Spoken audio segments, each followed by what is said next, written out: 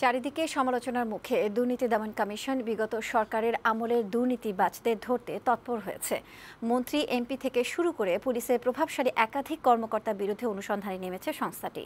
তালিকায় রয়েছে সাবেক অর্থমন্ত্রী আ.হ.ম মুস্তফা কামাল ও তার পরিবার, সাবেক ভূমিমন্ত্রী সাইফুজ্জামান চৌধুরী এবং 4 জন সাবেক সংসদ সদস্য ও বিতর্কিত পুলিশ কর্মকর্তা হারুনুর রশিদ সহ অন্যরা। এসব অভিযোগ দীর্ঘদিন দুদকে পড়ে থাকলেও এতদিন তা নিয়ে তৎপরতা চোখে পড়েনি। এজাজুল হক মুকুলের আরও একটি প্রতিবেদন। মাত্র 1.5 বছরে রিক্রুটিং এজেন্সির মাধ্যমে 4.5 লাখের মতো লোক মালয়েশিয়ায় পাঠিয়ে অবৈধভাবে অন্তত 20,000 কোটি টাকা হাতিয়ে নিয়েছে একটি সিন্ডিকেট।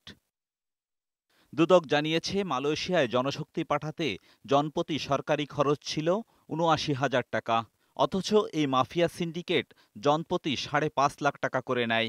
এই সিন্ডিকেটের নেতৃত্বে ছিলেন সাবেক অর্থমন্ত্রী আ.হ.ম মোস্তফা কামাল, তার স্ত্রী কাশ্মীরি কামাল, মেয়ে নাফিসা কামাল, সাবেক সংসদ সদস্য অবসরপ্রাপ্ত লেফটেন্যান্ট জেনারেল মাসুদউদ্দিন চৌধুরী, নিজামউদ্দিন হাজারি এবং বেনজির আহমেদ।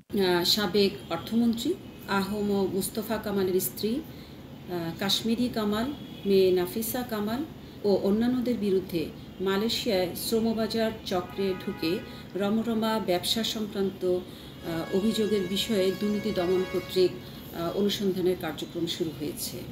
বছরখানেক আগে সাবেক ভূমিমন্ত্রী সাইফুজ্জামান চৌধুরীর লন্ডনে 250 বাড়ির সন্ধান মিললেও দুদকের টনক নড়েনি। যদিও টিআইবি ও বিভিন্ন গণমাধ্যমে এ বিষয়ে তথ্য প্রকাশ করা হয়েছিল। অবশেষে তার বিরুদ্ধে দুর্নীতির খোঁজে মাঠে নামল সংস্থাটি। আওয়ামী লীগ সরকারের আমলে দুর্নীতি ও অনিয়ম করে অঢেল সম্পদের মালিক হওয়া ডিবির সাবেক প্রধান হারুনা রশিদ ও সাবেক ডিএমপির কমিশনার আসাদুজ্জামান মিয়ার বিরুদ্ধে অনুসন্ধানের সিদ্ধান্ত নিয়েছে সংস্থাটি। প্রাথমিক প্রতিবেদনে আমাদের কিছু সত্যতা পাওয়া গেছে এবং তার ভিত্তিতে আমাদের কমিশন কর্তৃক বিষয়টি অনুসন্ধানের জন্য সিদ্ধান্ত গৃহীত হয়েছে। সংস্থাটির সচিব জানালেন, দুদকে এসব অভিযোগের বিষয়ে আগে থেকেই যাচাই বাছাই চলছিল।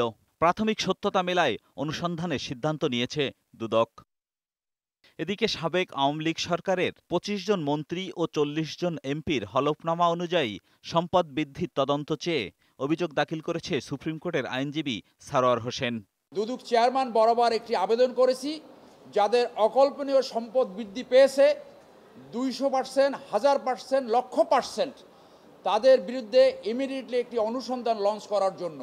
এজাজুল হক মুকুল, বৈশাখী সংবাদ, ঢাকা।